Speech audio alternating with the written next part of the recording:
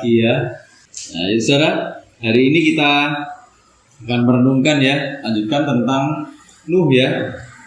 Dari Kejadian 9 ayat 26 sampai 27. Tempo hari kita sudah merenungkan bagaimana Kanaan dikutuk ya sama Nuh. Hari ini kita akan merenungkan Nuh yang memberkati Sem ya. Dalam Kejadian 9 ayat 26 sampai 27. Oke, kalau saya dapat, saya akan bacakan ya untuk kita semuanya. Lagi katanya, terpujilah Tuhan Allah Sem, tetapi hendaklah Kanaan menjadi hamba baginya. Allah meluaskan kiranya tempat kediaman Yafet, dan hendaklah ia tinggal dalam kemah-kemah Sem, tetapi hendaklah Kanaan menjadi hamba baginya. Ya, saudara, setelah mengutuk Kanaan, terus Nuh memberkati Sem ya. Nah, tapi Nuh ini sebenarnya bukan sedang berbicara tentang nasib anak-anaknya atau masa depan anak-anaknya, tapi Nuh ini sedang berbicara tentang ras yang akan dilahirkan oleh anak-anaknya ini. Bagaimana nanti masa depan keturunanmu? Gitu. Jadi ini satu nubuatan yang dilihat oleh Nuh jauh ke depan. Bagaimana nanti anak-anakmu, bagaimana nanti keturunanmu sampai jauh sekali ke depan. Nuh melihat karakteristik anak-anaknya ya. Bagaimana kapan hari kita belajar ya, kita merenungkan Nuh tuh melihat karakteristiknya Ham dan juga Kanaan. Nanti keturunannya itu akan jadi seperti ini. Nah, ini juga Nuh melihat bagaimana karakteristiknya Sem ya. Bagaimana karakteristiknya Sem dan karakteristiknya Yafet juga. Dan Nuh menubuatkan suatu saat ras yang kalian akan hasilkan itu akan seperti ini. Saudara, ras yang dihasilkan itu gini. Sem itu akan menghasilkan orang-orang sekitar Timur Tengah ya. Orang-orang sekitar Timur Tengah itu keturunannya Sem, saudara. Keturunannya Ham itu orang-orang Afrika, terus orang-orang Kanaan. Terus keturunannya Yafet itu orang-orang Eropa, orang-orang Asia, sama orang-orang Amerika. Itu keturunannya Yafet, saudara. Ya, nanti kita akan lihat apa ini makna rohaninya, gitu ya. Nah, saudara, saya akan mulai dari sini. Waktu Nuh memberkati Sem, kata pertama yang diucapkan itu bukan aku memberkati kamu, bukan gitu, saudara. Kata yang diucapkan yang pertama itu adalah terpujilah Tuhan Allahnya Sem. Kata aslinya itu pakai kata barak, diberkati. Ini pasif ya. Jadi bilangnya gini, diberkatilah Tuhan Allahnya Sem. Penekanannya di sini adalah Allah itu adalah satu-satunya sumber berkat. Keberadaannya itu sebagai Allahnya Sem itu benar-benar sebagai sebuah berkat. Nuh melihat bagaimana Sem itu punya pengenalan akan Tuhan. Ya. Jadi bagaimana dia melihat Ham itu hidup dalam kebejatan moral, Nuh juga melihat bagaimana Sem itu punya pengenalan akan Tuhan, punya kehidupan penyembahan akan Tuhan. Itulah kenapa dia bilang diberkatilah Tuhan Allahnya Sem. Atau sebenarnya Nuh itu lagi bilang gini,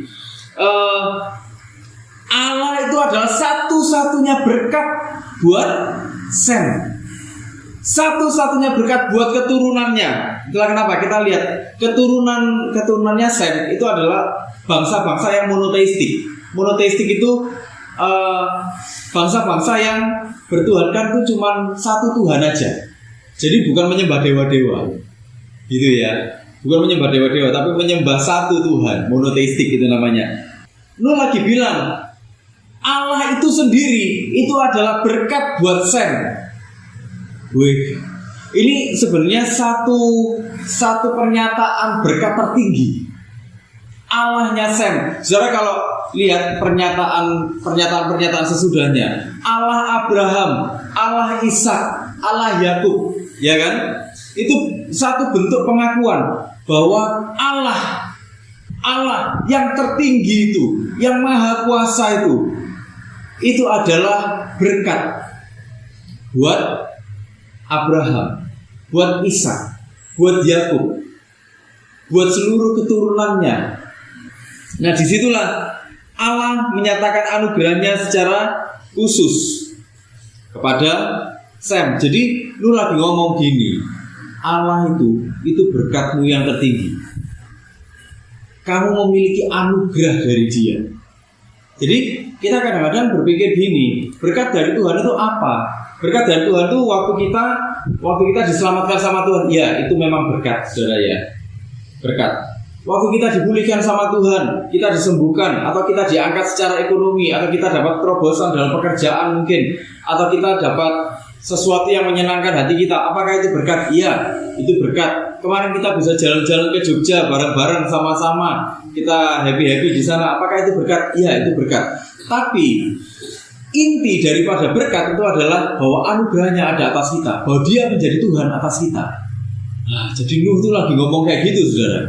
Nuh itu lagi ngomong sesuatu yang sifatnya itu benar-benar esensi, benar-benar inti.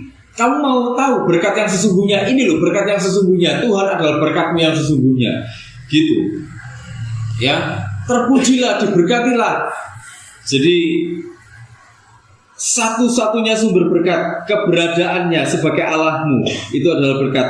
Nah, bilang gini lagi, terpujilah Tuhan Allahnya Sem, terpujilah Yahweh, gitu ya, atau Adonai, Elohimnya Sem, Tuhan Allah digabung sama-sama. Kenapa? Saudara, Allah Yahweh itu artinya apa? Itu namanya Allah perjanjian, menunjukkan kedekatan secara personal. Dia Allah yang sangat dekat secara personal, Allah yang berjanji kepada kita. Elohim itu apa? Keagungan, menunjukkan keagungannya, menunjukkan otoritasnya yang luar biasa. Artinya apa? Waktu itu digunakan bersama.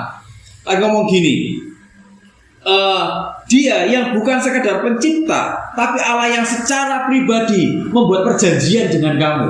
Jadi sejak dari awal Tuhan, penekanannya itu adalah Allah yang adalah anugerah buat kamu itu sudah membuat perjanjian dengan kamu. Gitu. Sudah membuat perjanjian dengan kamu, Sam. Dia yang adalah pencipta itu, Dia yang agung, Dia yang punya otoritas itu, Dia secara personal sudah memilih kamu. Dia dekat dengan kamu. Jadi kamu sudah ada di dalam pandangannya, kamu dipilih sama Dia. Itu anugerah buat kamu. Dan dari situlah dimulai satu garis keturunan, jret, dari kamulah nanti Mesias itu akan dilahirkan. Wah, gitu saudara. Jadi sejarahnya gitu. Dari kamulah ini, dari keturunanmu nanti akan lahir bapak orang beriman, akan lahir orang Israel, akan lahir Mesias yang akan menebus dosa-dosa manusia. Jadi ini sudah dinubuatkan jauh sebelumnya, saudara. Jadi, wah ini kalau kita pelajari, saudara ya, dari penciptaan itu ajaib ya Tuhan itu. Kalau kita lihat terus karya penebusan Tuhan, itu bagaimana semuanya itu jalannya konsisten gitu loh. Itulah kenapa Alkitab itu, saudara ya, saya selalu bilang Alkitab itu kalau kita pelajari, kalau kita mau renungkan sungguh-sungguh, Alkitab itu nggak ada yang bertentangan sama sekali. Alkitab itu saling mendukung satu sama lain. Alkitab bahkan nggak perlu dibela. Alkitab bisa membela dirinya sendiri. Kenapa? Alkitab itu firman Allah. Gitu loh.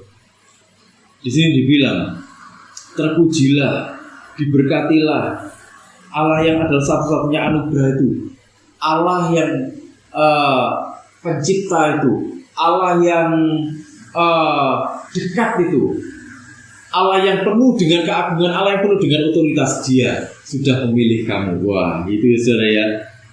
Artinya apa? Lu lagi menunjukkan gini, Allah itu intim lu dengan kamu.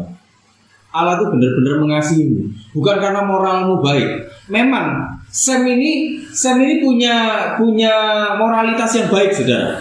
Kita bisa melihat bagaimana dia melindungi Nuh. Ya, setelah Nuh dilecehkan oleh Ham, bagaimana Sam itu berinisiatif, dia melindungi ayahnya yang berdosa itu, yang melakukan dosa itu. Secara moral Sam baik. Dia mengenal Tuhan secara pribadi. Ya, dia punya kehidupan penyembahan yang intim dengan Tuhan. Tapi semua itu sebenarnya dari sini kita bisa melihat kenapa Nuh mengatakan ini. Nuh sedang menekankan, Nuh sedang menyadarkan Sam bahwa kamu memang baik, kamu diberkati, tapi semuanya itu bukan karena usahamu. Semuanya itu bukan karena kamu. Berkat-berkat keistimewaan yang kamu terima, semuanya itu berasal dari Tuhan. Sama dengan kita hari ini. Kalau kita bisa menikmati hidup kita hari ini, semuanya itu bukan karena kita, saudara. Bukan karena kita secara moral baik. Ya, kenapa? Karena satu dosa aja itu sudah membuat kita masuk neraka. Itulah kenapa moralitas baik itu bukan modal kita masuk surga. Karena sekali kita berbuat dosa, kita pasti masuk neraka. Kenapa? Karena Allah itu terpisah dari dosa. Allah itu kudus, ya kan? Itulah kenapa moralitas baik kita itu nggak akan memimpin kita masuk ke surga. Moralitas baik kita nggak akan memimpin kita ketemu sama Tuhan. Kalau hari ini moral kita baik, kenapa? Hari ini kita dianggap orang baik sama orang-orang, kenapa? Karena kita ingin membalas cintanya Tuhan. Kalau kita hari ini dianggap orang yang baik, kenapa? Karena kita ini ingin menyenangkan hati Tuhan. Tuhan, aku sudah Engkau tebus. Tuhan, Engkau sudah berbuat baik kepadaku. Bahkan waktu aku hidup bejat, Engkau sudah memilih aku. Itulah kenapa aku ingin menyenangkan Engkau. Aku ingin belajar membalas cinta kasih-Mu. Meskipun itu nggak akan pernah lengkap selama-lamanya. Kenapa? Karena cintanya kita kadang-kadang ada bolongnya. Iya, saudara. Kadang-kadang kita kalau mengalami situasi terjepit, kita kadang-kadang ada bodohnya sama Tuhan, ya kan? Manusia kayak gitu kan. Nah, itulah saudara. Bukan karena kebaikan, bukan karena kekuatan kita, tapi karena kita menyadari siapa Tuhan di dalam hidup kita. Jadi Nuh memberi penekanan itu kepada Sam. Dan ini seharusnya menjadi buah pemikiran kita, menjadi apa yang harus kita pikirkan, apa yang harus kita lakukan setiap hari.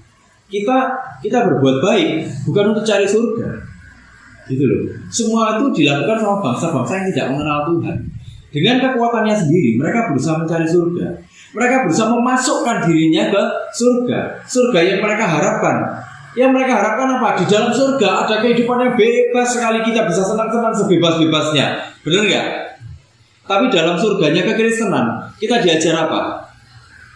Di dalam surga, waktu kita ketemu sama Tuhan, apa yang terjadi? Kita menyembah Tuhan. Menyembah itu apa sih? Ada yang bilang gini, gak kesel tak? Gak bosan tak menyembah Tuhan kok terus-terusan di surga kayak menyembah Tuhan? Loh, enggak, kenapa? Karena Tuhan itu adalah sumber kehidupan. Iya kan? Waktu manusia jatuh dalam dosa, manusia itu ngapain? Manusia binasa kan? Iya kan? Manusia melakukan segala sesuatu, melakukan ritual-ritual, melakukan kehidupan agamawi. Itu untuk apa? Untuk cari damai sejahtera, bener nggak? Untuk cari aman di dalam hidupnya, bener nggak? Iya kan? Gampang-gampangan, saudara. Orang ritual misalnya, ritual kayak gitu ya. Orang atau gini aja, orang Kristen yang nggak sungguh-sungguh sama Tuhan, tapi dia tetap mau ke gereja itu buat apa? Tetap mau ibadah gitu, supaya ekonominya nggak bangkrut kan? Dia cari rasa aman kan? Tapi dia nggak pernah merasa aman. Waktu dia kaya dia tetap nggak aman gitu loh. Takut uangnya hilang, ya kan? Nah tapi kita orang-orang Kristen nggak diajar seperti itu.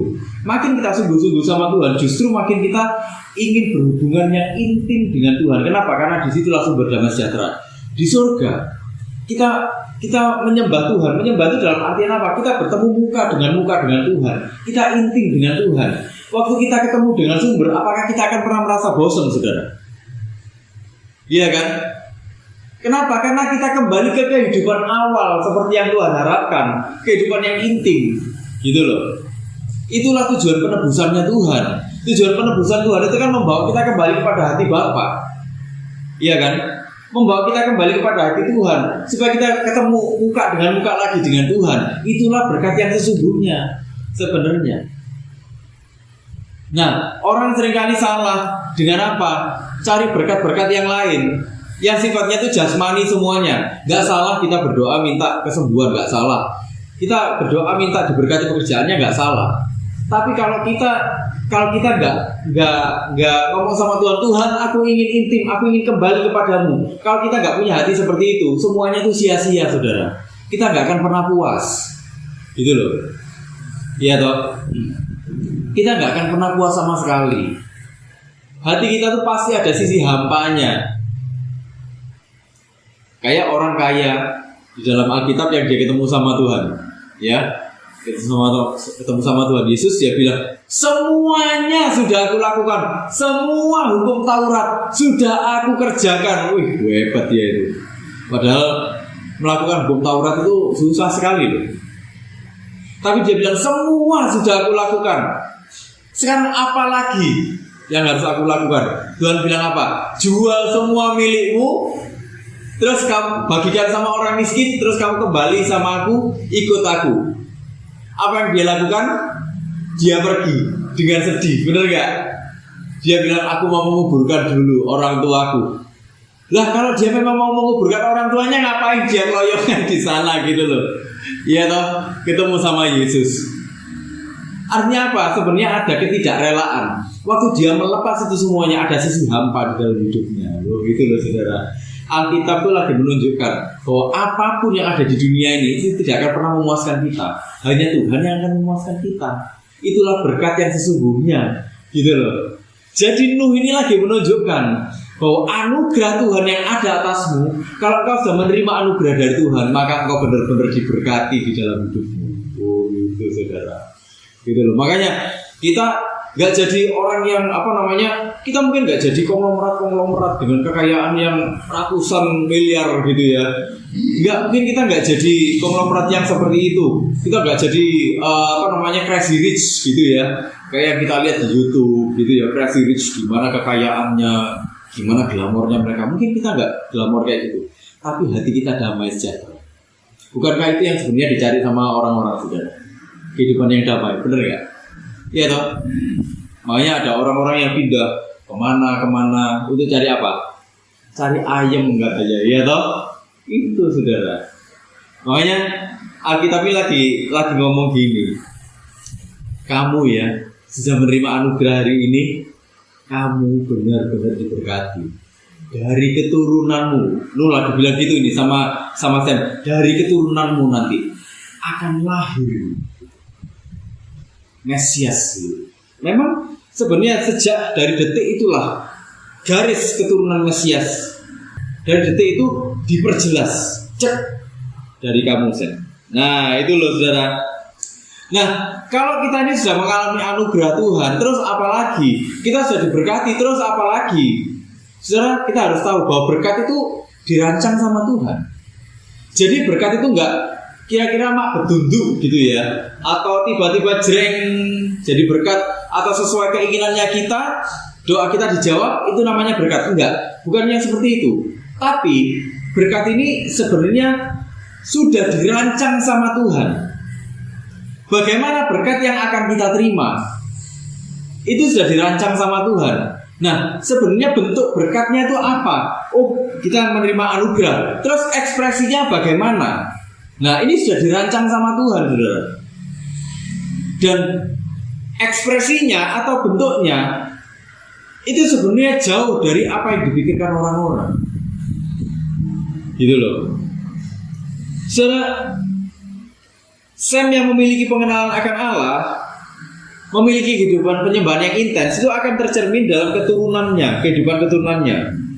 Sam ini mewarisi seluruh berkat ilahi dari keturunannya. Lahir Abraham, Israel, Mesias, Yesus Kristus, ya kan? Di ayat 27 dibilang gini, saudara. Allah meluaskan kiranya tempat kediaman Yafet, ya. Dan hendaklah ia tinggal dalam kemah-kemah Sem, tetapi hendaklah Kanaan menjadi hamba baginya. Saudara, Sem ini menjadi lambang dari gereja. Ham itu jadi lambang orang-orang yang menolak Tuhan. Ya. Sementara Yafet itu jadi lambang orang-orang yang ditebus. Saudara kalau lihat dari keturunan Sem itu lahir orang Israel ya, lahir Abraham, lahir Israel. Dalam perjalanan Israel masuk ke tanah Kanaan, apa yang terjadi dengan Kanaan? Kanaan dimusnahkan, benar nggak saudara? Kanaan dihukum sama Tuhan. Mereka orang-orang yang menolak Tuhan. Mereka orang-orang yang hidup di dalam penyembahan berhala yang keji sekali. Mereka mempersembahkan anak-anak ya kepada dewa-dewa mereka, mempersembahkan nyawa manusia. Jadi itu benar-benar sesuatu yang jijik sekali di hadapan Tuhan. Dan apa endingnya? Mereka dihukum, ya kan? Kemudian kalau saudara melihat apa yang terjadi dengan keturunan Yafet, keturunan Yafet ini termasuk orang-orang Yunani, orang-orang Romawi. Mereka bangsa yang maju dalam hal pemikiran, ya. Mereka bangsa yang hebat dalam hal filsafat, dalam hal teknologi. Kita bahkan kalau saudara pernah tahu ya, yang namanya kota Pompei di Italia, yang waktu gunung Vesuvius meledaknya tiba-tiba, saking tiba-tibanya, mereka sampai nggak sadar kalau gunung Vesuvius itu meledak, erupsi. Mereka waktu itu digali, kota itu digali ya, kota Pompei itu digali.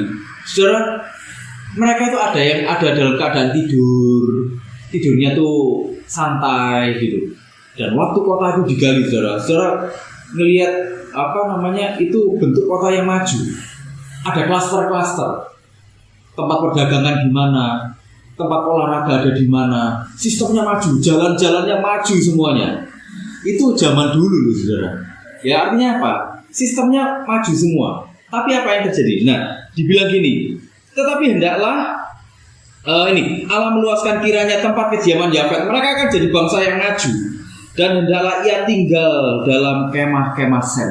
Tetapi mereka, orang-orang yang akan ditebus ini, itu akan dipersatukan di dalam Kristus melalui Injil.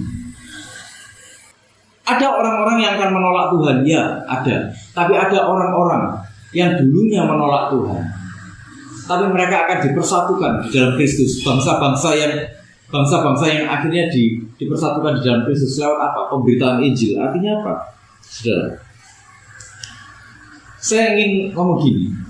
Injilnya ini lewat siapa, saudara? Lewat Sem, lewat keturunannya Sem. Artinya gini, orang-orang pilihan itu sebenarnya punya identitas ilahi. Identitasnya itu apa? Identitasnya adalah orang-orang pilihan itu selalu membawa orang kembali kepada hati Bapa. Orang-orang pilihan selalu berpikir tentang bagaimana generasi ke generasi ini nanti bisa selalu kembali kepada hati Bapa. Wah, itu loh. Makanya waktu kita bahas soal ini dulu ya, amanat agung, bahkan ibu rumah tangga pun itu mengajar dan menggembalakan anaknya dan cucunya loh. Mengajar bagaimana sejak dari awal, ayo nak berdoa kalau mau makan, ya toh. Papa kalau malam ngajak anaknya berdoa, ayo nak kamu berdoa dulu, ngucap syukur sama Tuhan. Bangun dibilang, nak ayo berdoa dulu, minta pimpinan Tuhan. Kalau mau sekolah berdoa, kalau mau belajar berdoa, minta pimpinan Tuhan, ya toh. Itu penginjilan bukan? Itu penginjilan. Inti daripada penginjilan itu apa sebenarnya? Membawa orang kembali kepada hati Tuhan. Nah itu loh. Sebenarnya apa yang dibilang penginjilan itu bukan beban, tapi kebanyakan orang anggap itu beban. Bener nggak, saudara? Menginjil itu berat nggak, saudara? Semua orang selalu ngomong berat, iya toh? Semua orang selalu ngomong berat, tapi ternyata enggak kan? Bagaimana kita membagi kabar sukacita? Bagaimana kita membagi kehidupan pribadi kita dengan Tuhan? Apa yang Tuhan lakukan dalam hidup kita kepada orang lain? Bukankah itu sebenarnya sudah penginjilan? Iya kan? Artinya apa? Sebenarnya kalau kita lihat dari bagaimana Sem dengan keturunannya, Ham dengan keturunannya, dan Yafet dengan keturunannya yang akhirnya dipersatukan dalam Kristus melalui keturunan Sem, saudara, melalui gereja Tuhan. Sebenarnya apa yang terjadi? Penginjilan itu adalah sebuah kehormatan. berkat bagi orang percaya itu bukan cuma anugerahnya, tapi kesempatan untuk menyebarkan kabar baik itu sebenarnya adalah berkat dari Tuhan. Wah ini apa namanya? Wah nggak sesuai sama keinginan ini Rek. Kita kan kepingin berkat itu ya yang dapat uang jumlahnya 10 kas gitu loh. Iya kan? Kebanyakan orang kan berpikirnya seperti itu. Tapi Tuhan punya pikiran yang lain. Kenapa? Karena sejak dari awal manusia dirancang sama Tuhan menghasilkan buah. Gitu loh. Kalau kita belajar di Kejadian, beranak cuculah, berkembang biaklah. Ya toh? Artinya apa? Yang seperti kamu, yang serupa segambar dengan Tuhan, yang punya moralitas seperti kamu, yang punya tindakan seperti kamu, ya, yang sesuai dengan kebenaran itu harus tambah banyak. Lah tambah banyaknya bagaimana? Ya harus mengajar orang dengan Injil, mengajar orang dengan kebenaran. Bagaimana caranya? Hanya mengabarkan saja apa yang Tuhan sudah lakukan dalam kehidupan kita. Hanya mengabarkan kepada anak cucu kita misalnya, mengajarkan anak-anak berdoa. Ayo nak berdoa. Kalau ada temannya, nak kamu nggak berdoa tak kalau makan misalnya, iya toh? Bukankah itu sudah menginjil? Nah itu sebenarnya adalah sebuah kehormatan di dalam kehidupan kita. Itulah berkat. Ekspresi dari kita diberkati Tuhan itu seperti itu. Jadi itu rancangannya Tuhan. Rancangan Allah itu apa? Memakai kita, membawa hati orang kembali kepada kasih Tuhan. Wah ini adalah berkat yang baik saudara. Ya toh? Ini esensi dari harapan Allah.